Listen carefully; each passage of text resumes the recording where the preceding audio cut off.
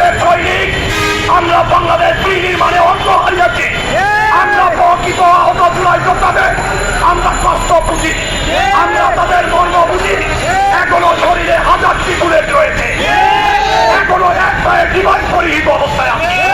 আমরা কোনো মন্ত্রণালয়ে দুর্বল করি না, আমরা কোনো দাবিদারিত্বে প্রশ্রয় করি না, আমরা কোনো দাবিদারি দেখতে চাই না, আমরা এনসিপি নামক কোনো প্রতিনিধি থেকে দেখতে চাই না।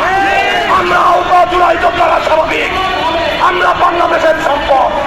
আমরা স্পষ্টভাবে বলতে চাই, কারো যদি কোনো ধরনের আহতদের নিয়ে ব্যবসা করার ইচ্ছা থাকে, আপনারা ব্যবসা খুলে বসেন, কিন্তু প্রকৃত অর্থে আপনারা আহতদের যদি প্রতিনিধিত্ব করতে চান, তাহলে আহতদের মাঠে আসতে হবে। আহতদের নিয়ে 1 বছর কাজ করেছেন, আমরা দেখেছি কারা আহতদের নিয়ে কাজ করেছেন, কি কাজ করেছেন, কারা কতবার মন্ত্রণালয়ে গিয়েছেন, সচিবালয় দুর্বল করেছেন, আহতদের জন্য কারা প্রকৃত অর্থে কাজ করেছেন আমরা দেখেছি।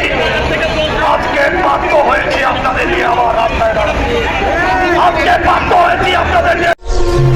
সাহারা টেলিভিশন, সবার সাথে সব সময়।